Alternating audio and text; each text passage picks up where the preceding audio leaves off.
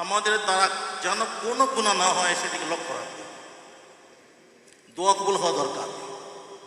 আমরা আসলাম আর দোয়া কবুল হলো না, এ তো পণ্ডশ্রম। আমরা বুক ভরা আশা রাখবো দোয়া কবুলের। সেই আশা রাখতে পারবো তখনই যখন আমাদের দ্বারা কোনো গুনাহ না হবে। আচ্ছা, এই যে ছবি তুলি, এটা কি কোনো সবের কাজ? এখানের যারা ব্যবস্থাপক, তাদের ব্যবস্থাপনায় যে রেকর্ড করা হচ্ছে এটি যথেষ্ট। ব্যক্তিগতভাবে ছবি তোলার কি দরকার? এটা তো কোনো সবের কাজ না। সুতরাং আমরা ব্যক্তিগত ছবিকেও তুলব না। মনের মধ্যে খুব ভয় রাখবো। আমরা দোয়া করবো কার কাছে? এই মহাবিশ্বের মালিকের কাছে। তার কোনো ঠেকা নেই, আমাদের কাছে তার কোনোই ঠেকা নেই। ঠেকা আমাদেরই। আমরা তার দরবারে মিসকিন, আমরা তার দুয়ারের ফকির। খুব ভীত মন নিয়ে গভীর মনোযোগিতার সঙ্গে আমরা তার কাছে দোয়া করব। তাই এখন থেকে আমরা মনটাকে ভীত রাখি, আল্লাহমুখী করে রাখি, যাতে করে এই উসিলা আমাদের দোয়া করবে। দ্বিতীয় কথা, আমি যে আয়াত পড়েছি এটা সূরা বাকারার 281 নম্বর আয়াত।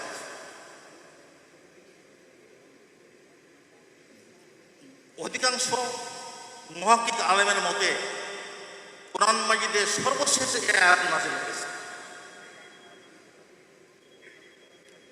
এবং এই আয়াত যদিও সংক্ষিপ্ত, কিন্তু সারা কোরআন এর ভিতরে ঠাসা।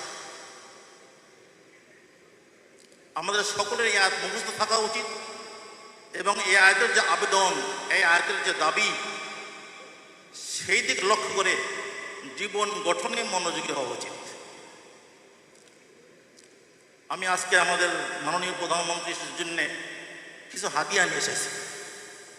আমার লেখা তাফসীর গ্রন্থ তাওজীহুল কোরআন আর রিয়াজুস সালিহিন নামে এক হাদিসের কিতাব আছে, তাতে প্রায় 2000 হাদিস আছে। আমি তার ব্যাখ্যা লিখছি। এ পর্যন্ত 1000 হাদিসের ব্যাখ্যা লেখা হয়েছে 10 খণ্ডে। এছাড়া আমি আমার আরও কিছু কিতাব হাদিয়া নিয়ে এসেছি। বড়দের কাছে নিজের বোঝাই তো কঠিন, তো আমাদের প্রত্যেকেরই কৃতকর্মের সম্মুখীন হতে হবে। আর সেজন্যে এখনই আমাদের জীবন গ্রহণ করতে হবে। ভাইয়েরা, আমাদের প্রত্যেকের যার যা আছে তা আল্লাহ প্রদত্ত আমানত। টাকা পয়সা আল্লাহ প্রদত্ত আমানত, শারীরিক ক্ষমতা আল্লাহ প্রদত্ত আমানত, মানসিক ক্ষমতা আল্লাহ প্রদত্ত আমানত এবং শাসন ক্ষমতা আল্লাহ প্রদত্ত আমানত। যার যত রকম ক্ষমতা আছে সবটাই আল্লাহ প্রদত্ত আমানত। আল্লাহর তো অনেক বড় নেয়ামত, প্রত্যেকটাই সুম্মা লা তুসআলুন্না ইয়াওমা ইদিন আনিন নাঈম। এবং ওই দিন আল্লাহ তাআলা প্রত্যেককে এই আমানত সম্পর্কে জিজ্ঞেস করবেন। তুমি তোমার চোখকে কি কাজে ব্যবহার করেছিলে, তোমার কানকে কি কাজে ব্যবহার করেছিলে, তোমার মুখকে কি কাজে ব্যবহার করেছিলে, তোমার হাতের ক্ষমতা কি কাজে লাগিয়েছিলে, পাকে কোন কাজে খরচ করেছিলে, আয়ুকে কোন কাজে খরচ করেছিলে, টাকা পয়সা এবং এরকম শাসন ক্ষমতা কোন ক্ষমতাকে কি কাজে ব্যয় করেছিলে, প্রত্যেকটাকে আল্লাহ তাআলা পুঙ্খানুপুঙ্খভাবে জিজ্ঞেস করবেন। সেদিন তো জবাব দিতে হবে। ওখানে ফাঁকির কোনো সুযোগ নেই। দুনিয়ায় ফাঁকি দেওয়া যায়, সেখানে ফাঁকির কোনো সুযোগ নেই। সুতরাং আমরা আমাদের প্রত্যেকটা ক্ষমতাকে, অর্থবল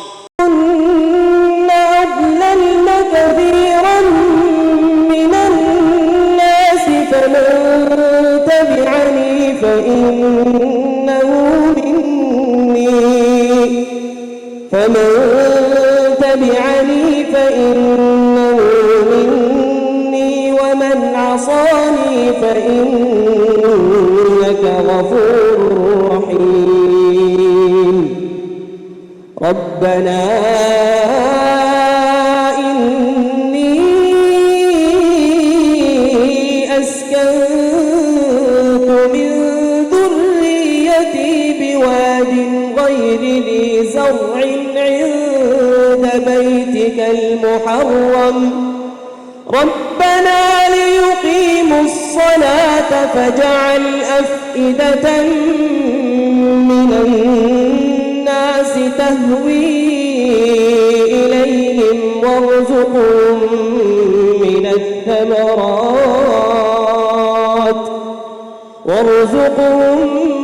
من الثمرات لعلهم يشكرون ربنا إنك تعلم ما نخفي وما نعلن وما يخفى على الله من شيء في الأرض ولا في السماء الحمد لله الذي وهب لي على الكبر إسماعيل وإسحاق إن ربي لسميع الدعاء رب اجعلني مقيم الصلاة ومن ذريتي ربنا وتقبل دعاء ربنا اغفر لي ولوالدي وللمؤمنين يوم يقوم الحساب ولا تحسبن الله غافلا عما يعمل الظالمون إنما يؤخرهم ليوم تشخص فيه الأبصار مهطعين مقنعي رؤوسهم لا يرتد إليهم طرفهم وأفئدتهم هواء وأنذر الناس يوم يأتيهم العذاب فيقول الذين ظلموا ربنا أخرنا إلى أجل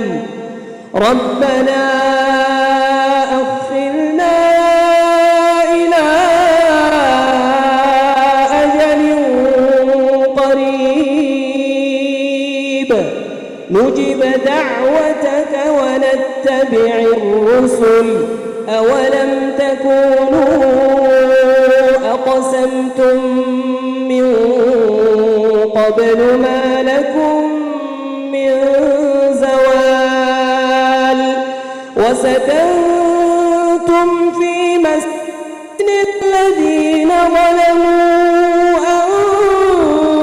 أنفسهم وتبين لكم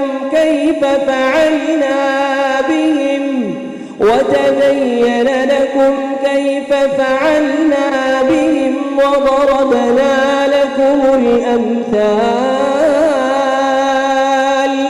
وقد مكروا مكرهم وعند الله مكرهم وإن كان مكرهم لتزول منه الجبال فلا تحسبن الله مخلف وعده رسله إن الله عزيز ذو انتقام يوم تبدل الأرض غير الأرض والسماوات وبرزوا لله الواحد القهار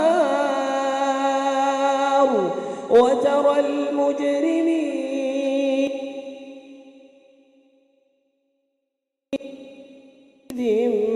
مقرنين في الأصفاد سرابيلهم من قطران وتغشى وجوههم النار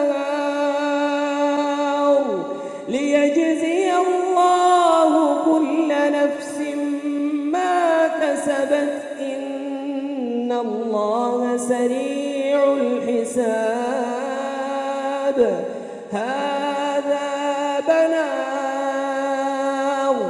هذا بلاغ للناس ولينذروا به وليعلموا أنما هو إله واحد أنما هو إله واحد وليذكر أولو الألباب صدق الله العظيم.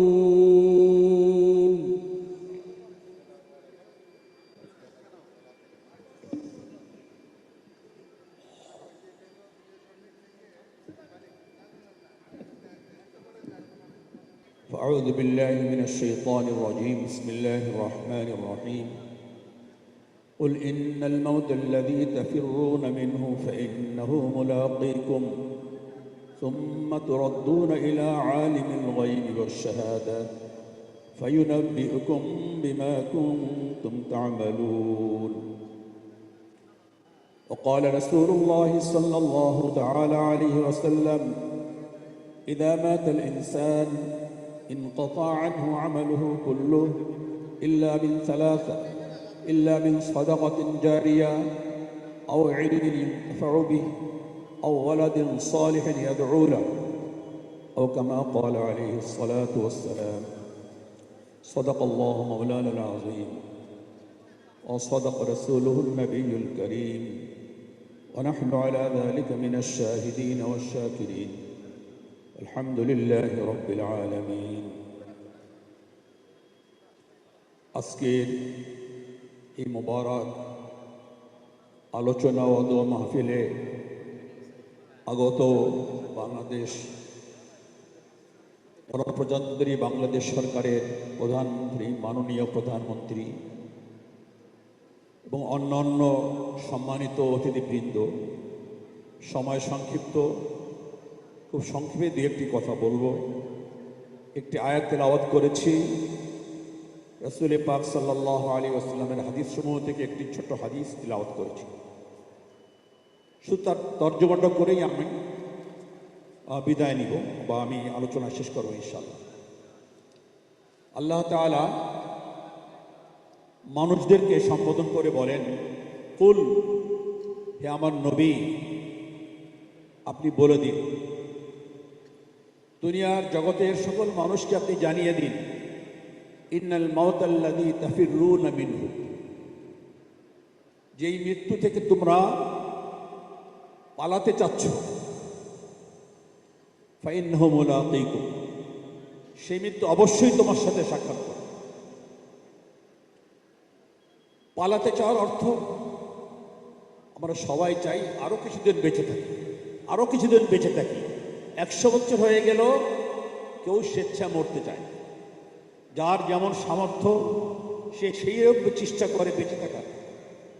কেউ গ্রামের চিকিৎসা, কেউ ঢাকার চিকিৎসা, কেউ সিঙ্গাপুরের চিকিৎসা, কেউ আমেরিকার চিকিৎসা, কেউ আরো যার যেমন সামর্থ্য আছে চিকিৎসার জন্য চেষ্টা করে সে আরো কিছুদিন বেঁচে থাকতে। কিন্তু সব শেষে গিয়ে তার ওই আল্লাহ তাআলার সাথে সাক্ষাৎ, অর্থাৎ মৃত্যু তার জন্য অবধারিত।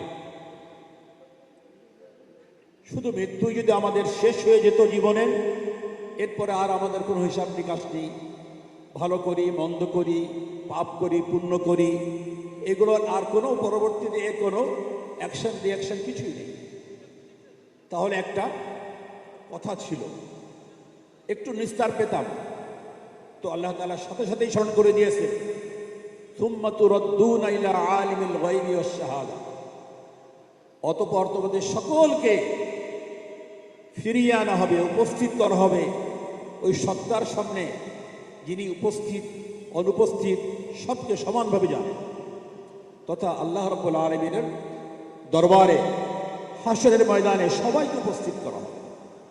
ফায়ুনাব্বিউকুম বিমা কুনতুম তা'মালুন, অতঃপর আল্লাহ তোমাদেরকে জানিয়ে দিবেন তোমরা কি করেছিলে। আমরা জীবনে যা কিছু করি আল্লাহ রাব্বুল আলামিনের কুদরতের রেকর্ডে সব সংরক্ষিত। লা ইগাদিরু সগীরাতান ওয়ালা কাবীরা, ছোট্ট থেকে ছোট্ট কোনো নেক বা বদ আমলকেও বাদ দেওয়া হয় না, বড় থেকে বড় নেক আমল বা বদ আমলকেও বাদ দেওয়া হয়, সব রেকর্ড করা হয়। এজন্য আমাদের সকলের জন্য মৃত্যু অবধারিত। মৃত্যুর পরবর্তী জীবনের জন্য আমাদের যা কিছু সম্বল তার দুনিয়া থেকেই অবলম্বন করে যেতে হবে, অর্জন করে যেতে হবে।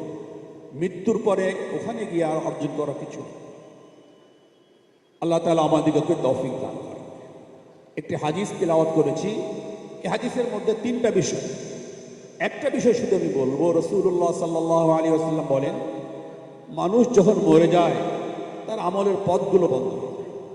বেঁচে থাকলে নামাজ পড়তো, রোজা রাখতো, দান খয়রাত করতো, সদকা করতো, অনেক কিছু করতো, গরিব অসহায় এতিম বিধবা দুস্থদের সেবা করতো, সকল রকমের পথ বন্ধ হয়ে যায়। ইদা মাতাল ইনসান, যখন মরে যায়, ইনকাতা আনহু আমালুহু কুল্লু, তার সমস্ত আমলের পথগুলো বন্ধ হয়ে যায়। হ্যাঁ, তিনটা পথ বা তিনটা আমল তার মৃত্যুর পরেও জারি থাকে, অব্যাহত থাকে। তার মধ্যে একটা সদকায়ে জারিয়া, আর একটা এমন জ্ঞান বা এলেম বা শিক্ষা যার দ্বারা মানুষ পরবর্তীতে উপকৃত হয়, আর একটা হলো সুসন্তান দেখে যাওয়া, ওয়ালাদুন সালেহ, এমন সুসন্তান দেখে যাওয়া যেই সুসন্তান তার মৃত্যুর পরে সে মায়ের জন্য বাবার জন্য হাত তুলে দোয়া করে। দোয়া করতেও তো কিছু জানা লাগে, কি বলেন না? অন্তত রব্বির হামহুমা কামা রব্বায়ানি সগীরা, এই দোয়াটাও শুদ্ধ করে জানা লাগে অন্তত পক্ষে একজন মুসলমান হিসেবে। এছাড়া আরো অনেক দোয়া আছে, মা বাবার জন্য, দাদা দাদির জন্য, নানা নানির জন্য, শ্বশুর শাশুড়ির জন্য, স্ত্রী হলে স্বামীর জন্য, স্বামী হলে স্ত্রীর জন্য, বাবা হলে সন্তানের জন্য, সন্তান হলে বাবার জন্য, পাড়া প্রতিবেশীর জন্য, দুনিয়ার মুসলমানদের জন্য, সকলের জন্য দোয়ার প্রয়োজন আছে। তো সুসন্তান যে আমার জন্য আমার মৃত্যুর পরে দোয়া করবে, সন্তানকে এমন শিক্ষা দেওয়া যে সন্তান আমার মৃত্যুর পরে আমার জন্য দোয়া করবে, তাহলে আমার মৃত্যুর পরে আমার ওই সন্তান, ওই সুসন্তান যত নেক আমল করবে, নামাজ, রোজা, হজ, যাকাত, দান, খায়রাত, সমস্ত নেক আমলের সওয়াব আপনার ওই সন্তানের আমল নামায় যেমন যুক্ত হবে, আপনি বাবা হিসেবে, মা হিসেবে আপনাদের আমল নামাও সেভাবে যুক্ত হবে। এই জন্য আমরা প্রত্যেকেই পরকালের জন্য নিজের সম্বল সংগ্রহ করতে সচেষ্ট থাকব, আর নিজের সন্তানকে সুশিক্ষা শিক্ষিত তথা ঈমান এবং আমলের শিক্ষা তাদেরকে দিয়ে যেতে চেষ্টা করব, যাতে আমাদের মৃত্যুর পরে যেন তার মাধ্যমে আমরা কবরে বসে বসে নেক আমল পেতে পারি, সওয়াব পেতে পারি, নেক আমলের সুফল পেতে পারি। আল্লাহ তাআলা আমাদিগকে সবাইকে আমল করার তৌফিক দান করেন। আমিন। ওয়া আখিরু দাওয়ানা আলহামদুলিল্লাহি রাব্বিল আলামিন। शुक्रिया हज़रत मौलाना मुफ्ती हाफिज মাহমুদ হাসান দামা ফজলুহকে। এই পর্যায়ে আমাদের সামনে অত্যন্ত গুরুত্বপূর্ণ নসিহত পেশ করছেন দেশ বরেণ্য হক্কানি আলেম শেখুল হাদিস হযরত মৌলানা হাফিজ আবুল। बिस्मिल्लाहिर रहमानिर रहीम, अल्हम्दुलिल्लाहि रब्बिल आलमीन वस्सलातु वस्सलामु अला मन ला नबिय्य बा'दा आलिहि व साहबिहि अजमाइन। আমাদের আজকের দোয়ার মাহফিল, এই দোয়া মাহফিলের 42তম শাহাদাত বার্ষিকী অ্যাডমিরাল রিয়াল মাহবুব আলী খান সাহেবের এই দোয়া মাহফিলের উপস্থিত হয়েছেন আজকের বাংলাদেশের গণপ্রজাতন্ত্রী বাংলাদেশের প্রধানমন্ত্রী উপস্থিত হয়েছেন এবং বাংলাদেশের বিভিন্ন দায়িত্বে পার্লামেন্টের মেম্বারগণ, ক্যাবিনেটের মন্ত্রীগণ এবং বিভিন্ন লেভেলের দায়িত্বশীল বৃন্দরা উপস্থিত হয়েছেন। আমাদের আজকের দোয়ার যেটা কার্ডে উল্লেখ করা হয়েছে 7:30 থেকে আমরা শুরু করব। আমি আপনাদের সামনে মেহমানগণ উপস্থিত হয়েছেন, ওনাদেরকে নিয়ে ইনশাআল্লাহ প্রোগ্রামগুলি আমরা সুন্দরভাবে আনুষ্ঠানিকভাবে 7:30 দিকে আমরা শুরু করব। আমি অনুরোধ করব আমাদের মসজিদে ধানমন্ডির ইমাম এবং খতিব সাহেবের কাছে করে উনি আরও 10 মিনিটের জন্য সামান্যতম আলোচনা রাখার জন্য।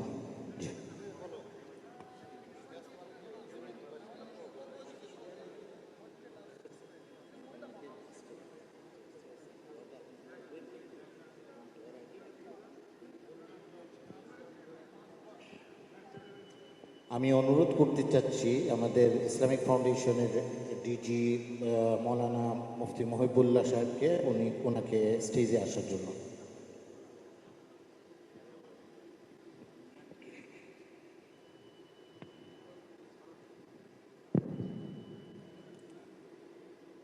আলহামদুলিল্লাহ আলহামদুলিল্লাহ ওয়াকাফা ওয়া সালামুন আলা ইবাদিহি আল্লাযীনা ইসতাফা আম্মা বা'দ فأعوذ بالله من الشيطان الرجيم بسم الله الرحمن الرحيم أينما تكونوا يأتك بكم الله جميعا صدق الله مولانا العظيم وقال رسول الله صلى الله عليه وسلم اذكروا محاسن موتاكم صدق الله مولانا العظيم وصدق رسوله النبي الكريم ونحن على ذلك لمن الشاهدين والشاهدين والحمد لله رب العالمين اللهم صل وسلم وبارك عليه كما تحب وترضى عدد ما تحب وترضى شكر درود إبراهيم كري اللهم صل على محمد وعلى آل محمد كما صليت على إبراهيم وعلى آل إبراهيم إنك حميد مجيد اللهم بارك على محمد وعلى آل محمد كما باركت على إبراهيم وعلى آل إبراهيم إنك حميد مجيد আজকের দোয়া মাহফিলে আমাদের সামনে উপস্থিত আমাদের অত্যন্ত প্রিয় এবং শ্রদ্ধেয় ব্যক্তিত্ব গণপ্রজাতন্ত্রী বাংলাদেশ সরকারের মাননীয় প্রধানমন্ত্রী মহোদয় দেশনায়ক জনাব তারেক রহমান, উপস্থিত আছেন মন্ত্রী পরিষদের সম্মানিত দায়িত্বশীল সদস্যবৃন্দ এবং সাংসদবৃন্দ, দলীয় এবং প্রশাসনিক দায়িত্বে নিযুক্ত বিভিন্ন বড় বড় মনীষীগণ, সুধী মণ্ডলী, হাজরাত উলামায়ে কেরাম, বিশেষভাবে এর আগে আমরা যেই দুইজনের নাম শুনেছি এবং আমাদের সামনে আবার উপস্থিত হয়েছেন বাইতুল মোকাররম জাতীয় মসজিদের এবং ইসলামিক ফাউন্ডেশন বাংলাদেশের বর্তমান ডিজি মহোদয়, আজকে আমরা উপস্থিত হয়েছি যে উদ্দেশ্যে আমি কোরআনে কারীম থেকে ছোট একটি আয়াতে কারিমা তেলাওয়াত করেছি এবং অগণিত অসংখ্য হাদিস শরীফ থেকে ছোট্ট একটি হাদিসের টুকরা তেলাওয়াত করেছি।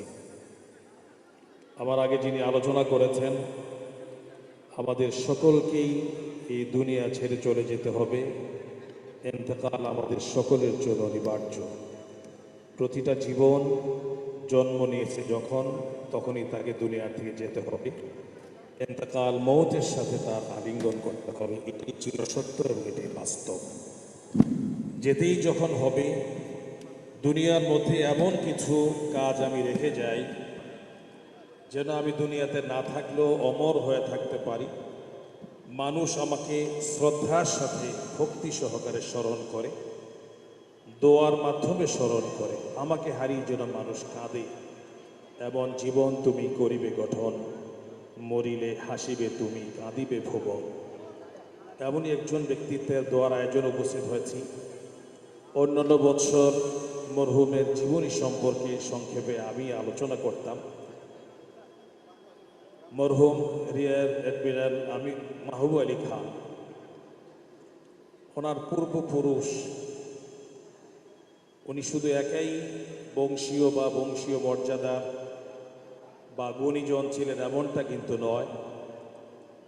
এই অখণ্ড ভারতে, নিখিল ভারতে সরকারি বড় বড় পদে দায়িত্বে ওনাদের পূর্বপুরুষগণ ছিলেন। ওনার বাবা বংশ, মায়ের বংশ সকলেই, এবং পরবর্তীতে দেশ বিভক্তি এবং বাংলাদেশ স্বাধীনতা অর্জন করার পরেও ওনার পরিবারের পূর্বপুরুষগণ অনেক বড় বড় রাষ্ট্রীয় দায়িত্ব পালন করেছেন। সামাজিক কর্মকাণ্ডে ওনাদের অংশগ্রহণ ছিল অত্যন্ত প্রশংসনীয়।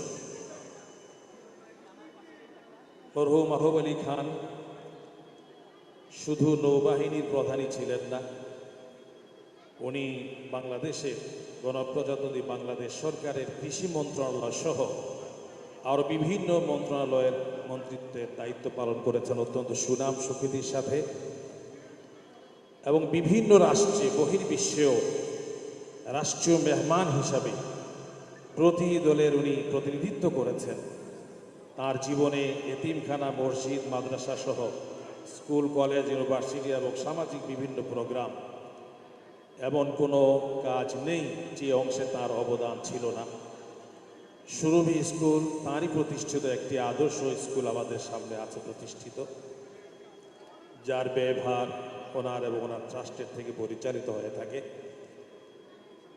মানুষ প্রশংসার জন্য মানুষের মুখে মুখে প্রশংসা কুড়াতে পারে, সেই জাতীয় অবদান তিনি রেখে গেছেন বিধায় আজকে তিনি চলে যাওয়ার পরেও আজকে 41তম ওনার মৃত্যুবার্ষিকী, 42তম মৃত্যুবার্ষিকীত আজকের এই বিশাল সমাগম, এই বড় আয়োজন, এটা ওনার প্রতি শ্রদ্ধারই বহিঃপ্রকাশ।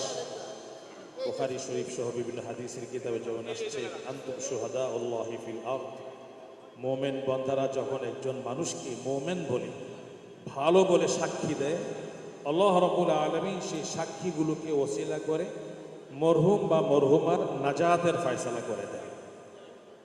আজকে আমরা মরহুমের জন্য যেমন দোয়া করব, সেই সাথে আমরা প্রতি বছর এই বছরও যেমন দোয়া করব, আমাদের দেশের আরেক উজ্জ্বল নক্ষত্র ছিলেন মহান স্বাধীনতার ঘোষক, সফল রাষ্ট্রপতি মরহুম প্রেসিডেন্ট জিয়াউর রহমানকে আমরা স্মরণ করব। আমি বিগত 2010 সাল থেকে এখানে প্রতি বছর দোয়া পরিচালনা করে থাকি। যিনি আমাদের এই দোয়ার মধ্যে অংশগ্রহণ করতেন, গত বছরও অসুস্থ অবস্থায় ভার্চুয়ালভাবেই উনি আমাদের দোয়া শরীক ছিলেন। আমাদের গণপ্রজাতন্ত্রী বাংলাদেশ সরকারের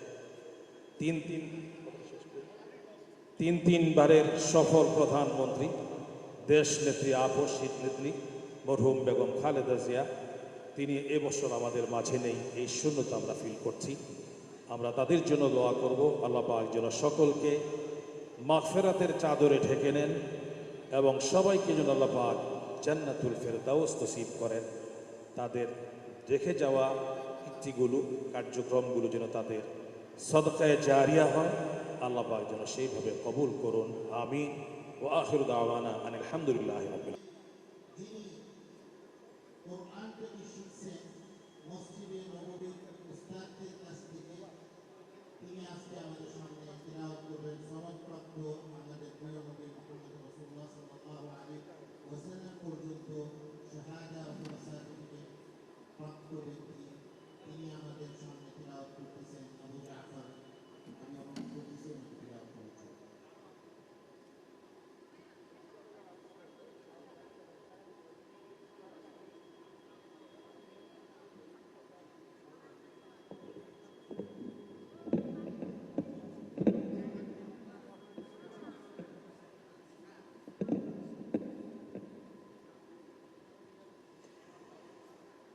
أعوذ بالله من الشيطان الرجيم.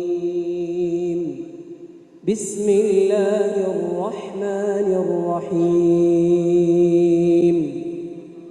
وقال الذين كفروا لا تسمعوا لهذا القرآن والغوا فيه لعلكم تغلبون.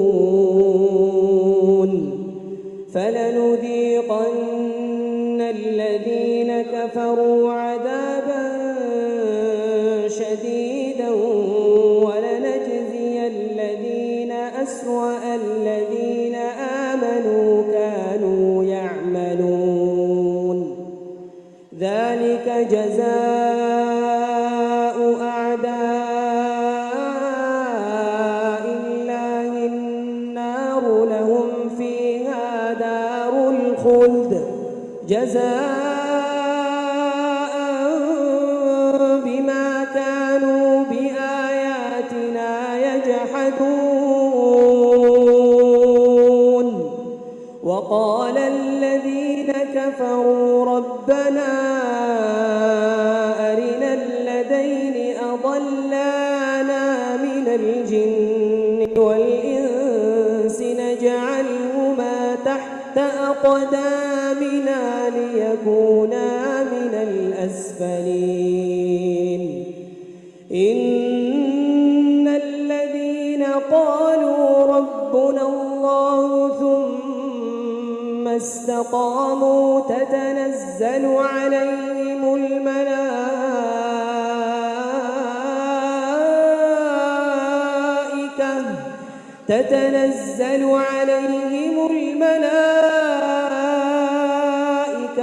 ألا تخافوا ولا تحزنوا وأبشروا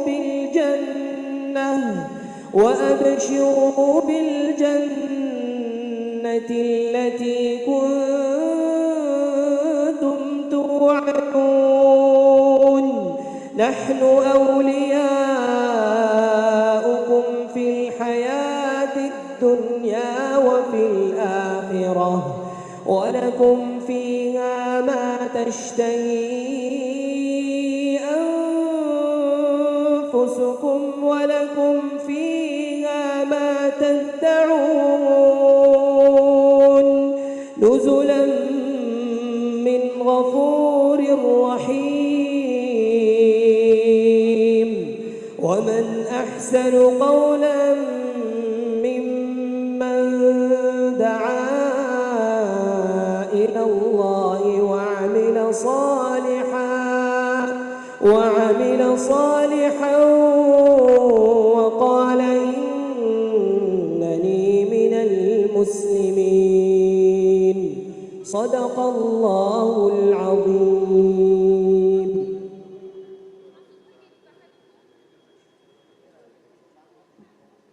এবং কাফিরগণ একে অন্যকে বলে এই কোরআন শুনো এবং এর পাঠের মাঝে হট্টগোল করো যাতে তোমরা জয়ী থাকো। সুতরাং ওই কাফেরদেরকে আমি কঠিন শাস্তির স্বাদ গ্রহণ করাবো এবং তার দুনিয়ার যে নিকৃষ্ট কাজ করত তার পরিপূর্ণ প্রতিফল দেব। আগুন রূপে এটাই আল্লাহর শত্রুদের শাস্তি, তার ওই মধ্যে থেকে হবে তাদের স্থায়ী ঠিকানা। আমার আয়াতসমূহকে যে তারা অস্বীকার করত তার প্রতিফল স্বরূপ কাফেরগণ বলবে, হে আমাদের ও মানুষ আমাদেরকে বিপদগামী করেছিল, তাদেরকে আমাদের দেখিয়ে দাও, আমরা তাদেরকে আমাদের পায়ের নিচে রেখে এমনভাবে দলিত করব যাতে তারা চরমভাবে লাঞ্ছিত হয়। অপরদিকে যারা বলেছে আমাদের রব আল্লাহ সুবহানাহু ওয়া তাআলা, তারপর তারা তাকে অবিচলিত, নিশ্চয়ই তাদের কাছে ফেরেশতা অবতীর্ণ হবে এবং বলবে যে তোমরা কোনো ভয় করো না এবং কোনো কিছুর জন্য চিন্তিত হয় না, আর আনন্দিত হয়ে যাও সেই জান্নাতের জন্য যার ওয়াদা তোমাদেরকে দেওয়া হতো। আমরা পার্থিব জীবনে তোমাদের সাথী ছিলাম, এমন কিছুই যা তোমাদের অন্তর ছাবে এবং সেখানেই তোমাদের জন্য আছে এমন কিছু যার ফরমায়েশ তোমরা করবে। অতি ক্ষমাশীল পরম দয়ালু আল্লাহের পক্ষ থেকে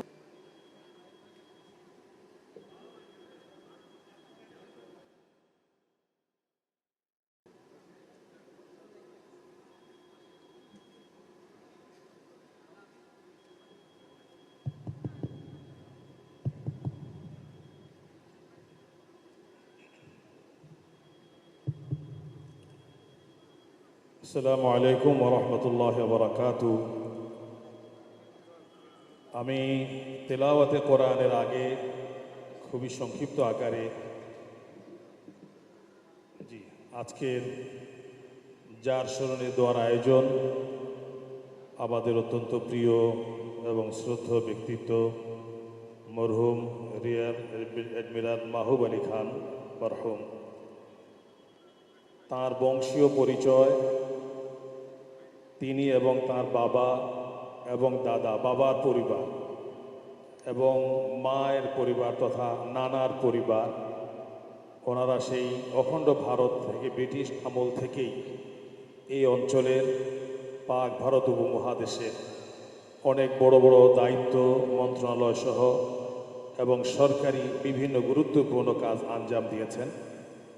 ওনার বংশ পরিচয় বহুত পূর্ব থেকেই মাতৃকুল এবং পিতৃকুল উভয় পক্ষ থেকে অত্যন্ত সম্ভ্রান্ত পরিবারের নেক সন্তান ছিলেন জনাব মরহুম মাহবুব আলী খান, এবং তিনিও গণপ্রজাতন্ত্রী বাংলাদেশ সরকারের এই দীর্ঘ সময় যতদিন দুনিয়ায় বেঁচে ছিলেন বিভিন্ন মন্ত্রণালয় সহ আরও বিভিন্ন সরকারি দায়িত্ব সুনাম সুখ্যাতির সাথে আঞ্জাম দিয়েছেন এবং বহির্বিশ্বে রাষ্ট্রীয় মেহমান হিসাবে রাষ্ট্রের পক্ষ থেকে যখন বিভিন্ন জায়গায় গিয়েছেন এই দেশের পক্ষে তিনি নেতৃত্ব দিয়েছেন।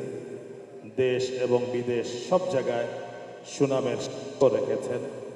আজকে সেই মরহুমের স্মরণে আয়োজিত দোয়ার মাহফিলে প্রতিবারের মতো এবছর আমরা উপস্থিত হয়েছি।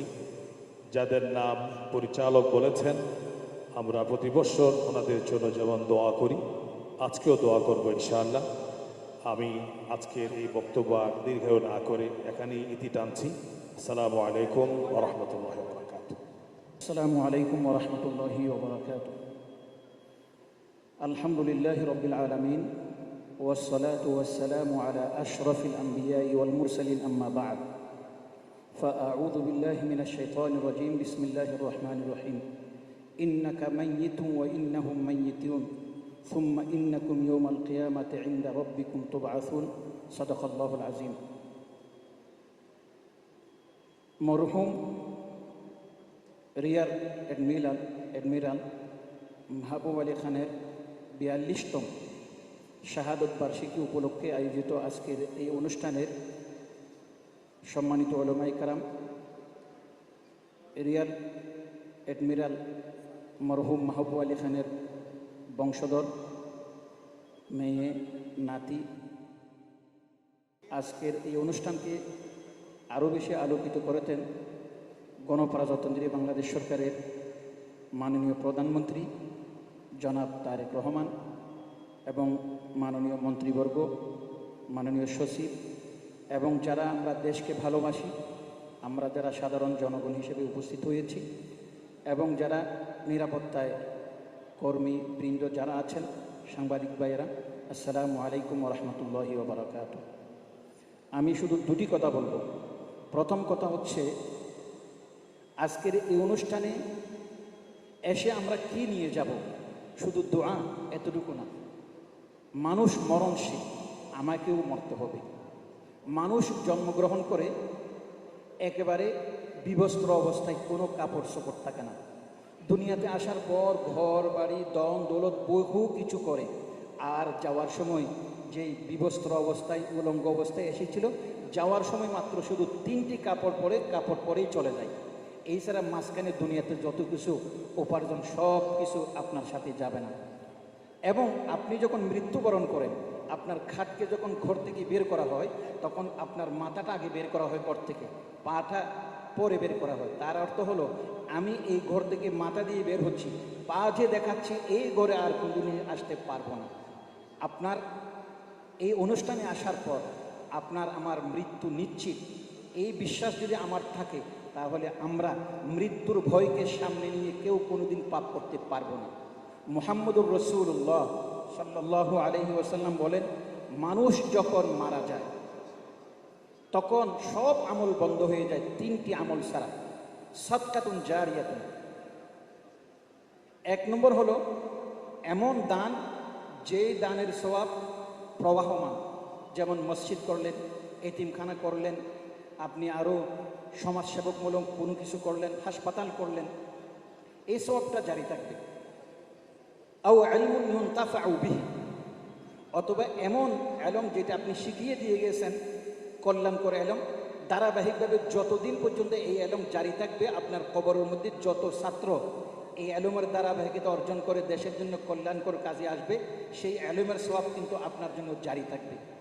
3য় নম্বর হলো আও ওয়ালাদুন সালিহুন ইয়াদউ লাহু, এমন সন্তান যে সন্তান মা বাবা মারা যাওয়ার পর দোয়া করবে। ভালো করে খেয়াল করবেন, আমরা সবাই একটা জিনিস আমাদের মধ্যে আছে, সেটা হলো কি, মা বাবার দোয়া ছেলের জন্য কবুল হয়, কিন্তু এই কথাটা খুব কমই উচ্চারিত হয় যে ছেলে মেয়ের দোয়াও মা বাবার জন্য কবুল হয়। এই কথাটা কিন্তু আমাদের মধ্যে খুব কমই উচ্চারিত হয়। ভালো করে খেয়াল করবেন, আজকে যে আমি এবং আপনি যেভাবে দোয়া করতে আসছি, মরহুম মাহবুব আলী খানের মেয়ে, স্ত্রী, তার নাতি, যখন হাত তুলবে সঙ্গে সঙ্গে তার চোখের পানি চলে আসবে। হয়তো আমরাও দোয়া করব, আবেগ অনুভূতির মধ্যে বহুত বেশ কম হবে।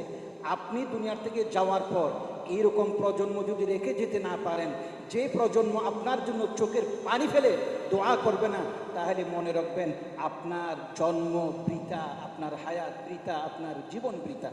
আল্লাহ পাক বুঝত মরহুম মাহবুব আলী খান এমন কিছু সন্তান রেখে গেছেন, যে সন্তানগুলো আজকে চোখের পানি ফেলে দোয়া করতেছেন এবং আপনারা তার সাথে হাত মিলিয়ে দোয়া করার জন্য উপস্থিত হয়েছেন।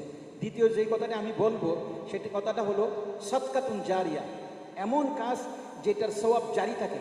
মাঝে মধ্যে আমার মনে হয় এগুলি এই জন্য বলতে হয় যে মানুষ যেন উৎসাহ পায়, কাউকে শুধু তোষামত করার জন্য নয়। যেমন শহীদ প্রেসিডেন্ট রাষ্ট্রপতি জিয়াউর রহমান 1975 সালের শেষের দিকে যখন রাষ্ট্রপতি হয়ে 1976 সাল মাত্র 1 বছর হয় নাই, তিনি চট্টগ্রাম জমিয়তুল ফালাতে সেনাবাহিনীর 12 একর জমি দিয়ে জমিয়তুল ফালা প্রতিষ্ঠা করেছেন। মাত্র 1 বছর অতিবাহিত হয়নি। আপনারা বলেন জমিয়তুল ফালা প্রতিষ্ঠা করে গেছেন, হয়তো বহু লোকে জানে না, যারা বেশি সচেতন তারা জানে, কারণ এটার নেতৃত্ব বহু লোকের হাতে গেছে। সবাই মনে করতেছে আমরাই করছি।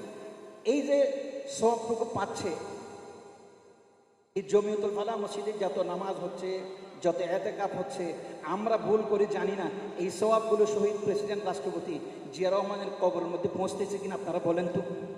অতএব সব কিছু যে আপনাকে মানুষ প্রশংসা করবে এই জন্য করার কোনো দরকার নাই। আপনি চুপে চুপে করে যাবেন, মানুষের সওয়াব, আমলের সওয়াব আপনার কাছে পৌঁছতে থাকবে। আমি মনে করি আমরা যারা শহীদ প্রেসিডেন্ট রাষ্ট্রপতি জিয়া রহমানকে ভালোবাসি, আমাদের মাধ্যমেও এমন কিছু কাজ হবে যেই কাজের পর হয়তো মানুষ চর্চা করবে না, কিন্তু আল্লাহ সওয়াব দিতে ভুল করবে না।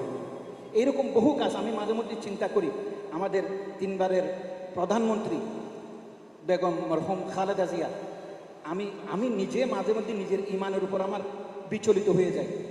2009 সাল থেকে নিয়ে মৃত্যুর আগ মুহূর্ত পর্যন্ত উনি তার ইমান বিক্রি করে নাই। তিনি সব সময় একেবারে মনোবল দৃঢ় ছিল। আমাদের এখানে বহু কেউ বলে যে হুজুর আমরা আন্দোলন করেছি, ওরা কি করেছে।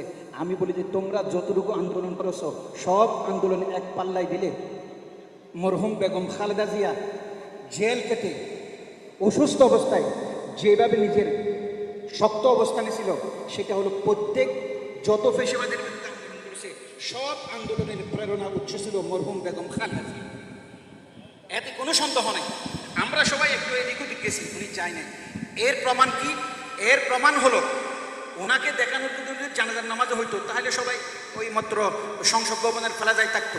যেই লোকগুলি এমন শাহবাগের মোড় পর্যন্ত যারা নামাজে জানাজা করার জন্য আসছিল, এরা কাকে দেখানোর জন্য আসছিল আপনারা বলেন তো? একমাত্র তিনি যে অটল ছিলেন হকের উপর, ন্যায়ের উপর, তার প্রতিদান দেওয়ার জন্য এসেছিলেন।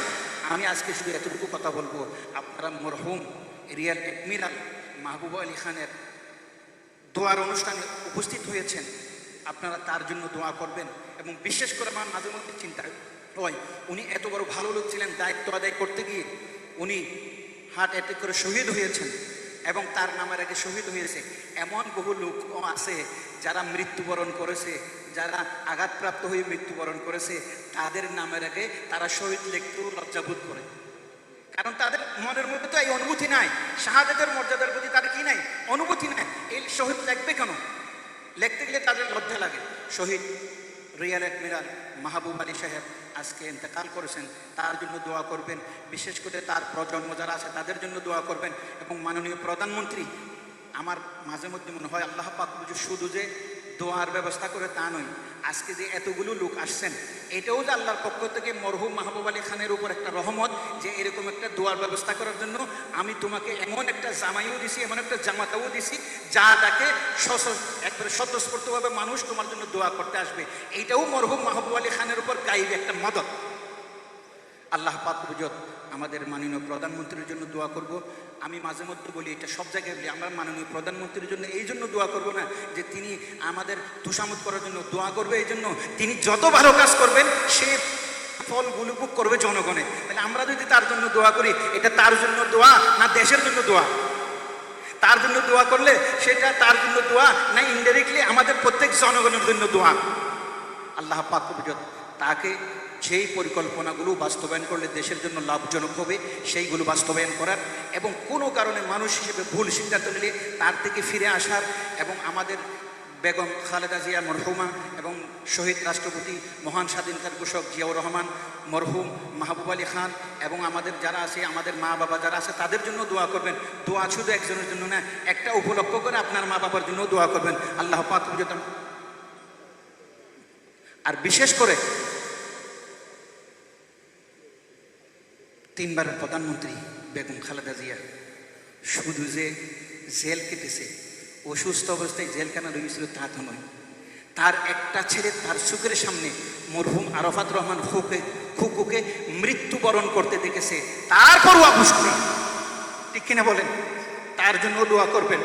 এবং নিজের কলিজার টুকরাকে নিজের সুখের সামনে রাখতে পারে নাই, নির্বাসিত জীবনযাপন করতে হয়েছে, তার জন্য দোয়া করবেন। আমাদের প্রত্যেকে নিজের মা বাবার জন্য দোয়া করব। আমি আপনাদের সময় বেশি নিয়ে থাকলে কষ্ট আপনাদের কাছে ক্ষমা চাচ্ছি। আসসালামু আলাইকুম ওয়া রাহমাতুল্লাহি ওয়া বারাকাতুহু। আমাদের যেহেতু সময় সংক্ষিপ্ত, আমি একটু অনুরোধ করবো আমাদের শিক্ষা হাদিস আবুল বাশার সাহেবকে খুব সংক্ষিপ্তভাবে কিছু বলার জন্য। নাহমাদুহু ওয়া নুসাল্লি আলা রাসূলিল কারীম। আম্মা বা'দু ফাআউযু বিল্লাহি মিনাশ শাইতানির রাজীম। বিসমিল্লাহির রহমানির রহিম। ওয়াত্তাকু ইয়াওমান তুরজাউনা ফীহি ইলাল্লাহ সুম্মা তুওয়াফফা কুল্লু নাফসিন মা কাসাবাত ওয়া হুম লা ইউযলামুন। সাদাকাল্লাহুল আযীম ওয়া সাদাকা রাসূলুহুন নাবিয়্যুল কারীম ওয়া নাহনু আলা যালিকা মিনাশ শাহিদিন ওয়াশ শাকিরিন ওয়ালহামদুলিল্লাহি রাব্বিল আলামিন।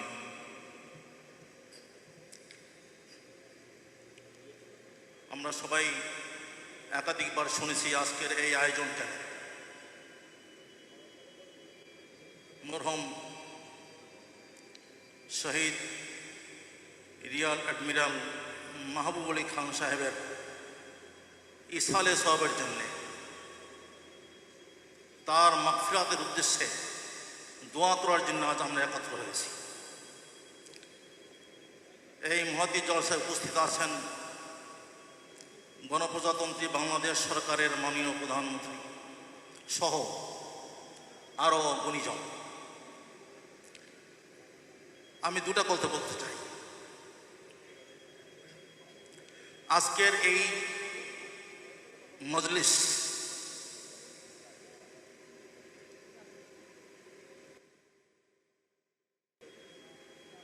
রুহের মাগফিরাতের উদ্দেশ্যে দোয়া করার জন্য, তাই এই মজলিসের চরিত্রটা যেন দোয়ার চরিত্র হয়। নেক আমলের সঙ্গে দোয়া কবুল হয়, নেক আমল দোয়া কবুলের ওসিলা হয়। তাই আমরা যতক্ষণ পর্যন্ত দোয়া শেষ না করব ততক্ষণ পর্যন্ত খুব আদবের সঙ্গে থাকব। আমাদের দ্বারা যেন কোনো গুনাহ না হয় সেদিকে লক্ষ্য রাখবো। দোয়া কবুল হওয়া দরকার। আমরা আসলাম আর দোয়া কবুল হলো না, এ তো পণ্ডশ্রম। আমরা বুক ভরা আশা রাখবো দোয়া কবুলের। সেই আশা রাখতে পারবো তখনই যখন আমাদের দ্বারা কোনো গুনাহ না হবে। আচ্ছা, এই যে ছবি তুলি, এটা কি কোনো সওয়াবের কাজ?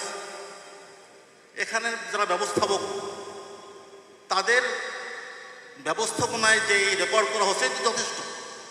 ব্যক্তিগতভাবে ছবি তোলার কি দরকার? এটা তো কোনো সওয়াবের কাজ না। সুতরাং আমরা ব্যক্তিগত ছবিকে তুলব না। মনের মধ্যে খুব ভয় রাখবো। আমরা দোয়া করবো কার কাছে? এই মহাবিশ্বের মালিকের কাছে। তার কোনো ঠেকা নেই, আমাদের কাছে তার কোনোই ঠেকা নেই। ঠেকা আমাদেরই। আমরা তার দরবারে মিসকিন, আমরা তার দুয়ারের ফকির। খুব ভীত মন নিয়ে গভীর মনোযোগিতার সঙ্গে আমরা তার কাছে দোয়া করব।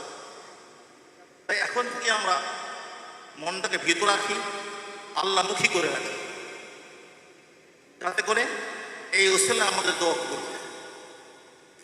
দ্বিতীয় কথা,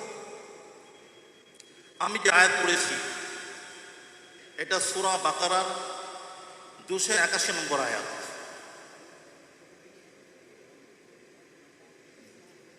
অধিকাংশ মুহাক্কিক আলেমের মতে কোরআন মাজিদের সর্বশেষ এই আয়াত নাযিল হয়েছে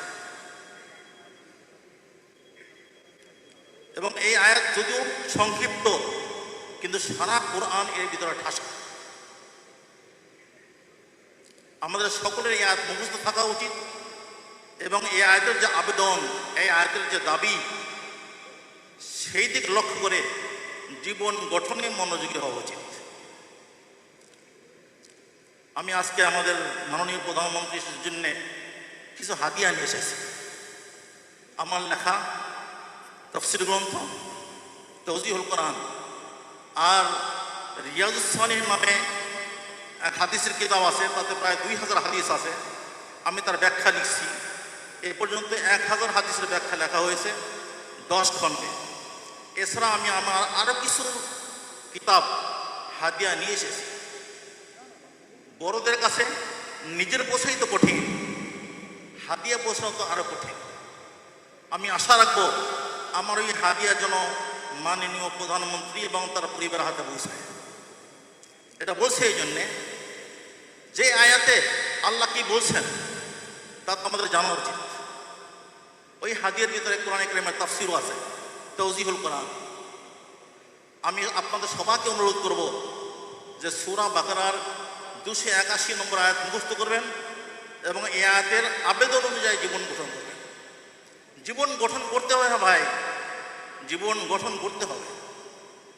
ধন দৌলত কাজের, কিন্তু জীবন যদি গঠিত না হয় তাহলে কবরে হাসরের ময়দানে দুর্ভোগ আছে। দুনিয়া দুদিনের, মরতে একদিন হবেই। আল্লাহ বলছেন ওয়াত্তাকু ইয়াওমান, তোমরা ভয় করো ওই দিনকে যেদিন তুমি যাউনা ফি ইলাল্লাহ, তোমাদের সকলকে আল্লাহর কাছে ফিরিয়ে নেওয়া হবে। গরিব ধনী, শিক্ষিত অশিক্ষিত, সাদা কালো এবং পদস্থ এবং তার অধীন, নেতাকর্মী, আরব আজম, দুনিয়ার সকল মানুষকে একদিন আল্লাহর কাছে দাঁড়াতে হবে। সেদিন আল্লাহ বলছেন সুম্মা তুওয়াফা কুল্লু নাফসিন মা কাসাবাত, প্রত্যেককে তার কৃতকর্মের বদলা দেওয়া হবে। যদি কৃতকর্ম ভালো হয় ভালো বদলা পাওয়া যাবে, আর কৃতকর্ম যদি মন্দ হয় তাহলে তো দুর্ভোগের কোনো শেষ নেই। আল্লাহ বলছেন কারো প্রতি কোনো জুলুম করা হবে না, কাজ অনুযায়ী বদলা দেওয়া হবে। তো আমাদের প্রত্যেকেরই কৃতকর্মের সম্মুখীন হতে হবে, আর সেজন্যে এখনই আমাদের জীবন গ্রহণ করতে হবে। ভাইয়েরা, আমাদের প্রত্যেকের যার যা আছে তা আল্লাহ প্রদত্ত আমানত। টাকা পয়সা আল্লাহ প্রদত্ত আমানত, শারীরিক ক্ষমতা আল্লাহ প্রদত্ত আমানত, মানসিক ক্ষমতা আল্লাহ প্রদত্ত আমানত এবং শাসন ক্ষমতা আল্লাহ প্রদত্ত আমানত। যার যত রকম ক্ষমতা আছে সবটাই আল্লাহ প্রদত্ত আমানত। আল্লাহর তো অনেক বড় নেয়ামত, প্রত্যেকটাই সম্মান। লা তুসআলুন্না ইয়াওমা ইদিন আনিন নাঈম, এবং ওই দিন আল্লাহ তাআলা প্রত্যেককে এই আমানত সম্পর্কে জিজ্ঞেস করবেন। তুমি তোমার চোখকে কি কাজে ব্যবহার করেছিলে, তোমার কানকে কি কাজে ব্যবহার করেছিলে, তোমার মুখকে কি কাজে ব্যবহার করেছিলে, তোমার হাতের ক্ষমতা কি কাজে লাগিয়েছিলে, পাকে কোন কাজে খরচ করেছিলে, আয়ুকে কোন কাজে খরচ করেছিলে, টাকা পয়সা এবং এরকম শাসন ক্ষমতা কোন ক্ষমতাকে কি কাজে ব্যয় করেছিলে, প্রত্যেকটাকে আল্লাহ তাআলা পুঙ্খানুপুঙ্খভাবে জিজ্ঞেস করবেন। সেদিন তো জবাব দিতে হবে, ওখানে ফাঁকির কোনো সুযোগ নেই। দুনিয়ায় ফাঁকি দেওয়া যায়, সেখানে ফাঁকির কোনো সুযোগ নেই। সুতরাং আমরা আমাদের প্রত্যেকটা ক্ষমতাকে, অর্থবল, জনবল, পদবল, সব রকম ক্ষমতাকে আমরা আল্লাহ তাআলার হুকুম মোতাবেক, নবী করিম সাল্লাল্লাহু আলাইহি ওয়াসাল্লামের সুন্নত মোতাবেক ব্যবহারের চেষ্টা করব। তাইলে জীবন গঠন হয়ে যাবে। পরিবার গঠন করুন, প্রত্যেকে পরিবার গঠন করুন। স্বামী যেন স্ত্রীর উপরে জুলুম না করে, স্ত্রী যেন স্বামীর উপরে জুলুম না করে, ভাই যেন বোনের হক আদায় করে, বোন যেন ভাইয়ের উপরে জুলুম না করে, এক প্রতিবেশী যেন আর প্রতিবেশীরা জুলুম না করে। জুলুম 3 রকমের: শারীরিক জুলুম, আর্থিক জুলুম এবং ইজ্জত সম্মানগত জুলুম। এই 3 রকমের কোনো রকমের জুলুম যেন আমাদের দ্বারা না হয়, সব রকম নিরাপত্তা যেন মানুষ আমাদের দ্বারা পায় ইনশাআল্লাহ, তাইলে জীবন গঠন হয়ে যাবে। আল্লাহ তাবারক ওয়া তাআলা আমার নিজেকে এরকম আমল করার তৌফিক দান করুন এবং আমাদের সবাইকে এরকম আমল করার তৌফিক দান করুন। ওয়া আখিরু দাওয়ানা আনিল হামদুলিল্লাহি রাব্বিল আলামিন।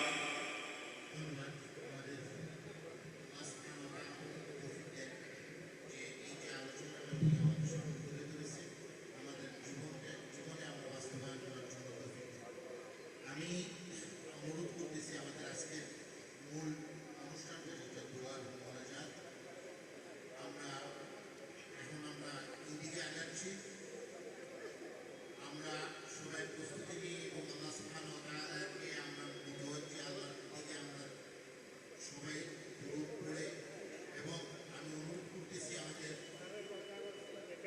ধানমন্ডি মসজিদের ইমাম ফকির সাহেবকে এই দোয়াটাকে পরিচালনা করার জন্য।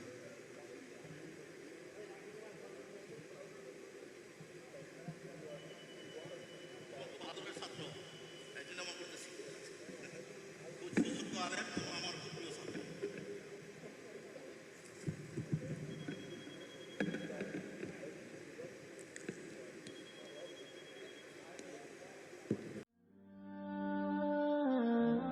আইইউবি মিডিয়া, অপসংস্কৃতি মুক্ত আধুনিক ভিডিও সেন্টার।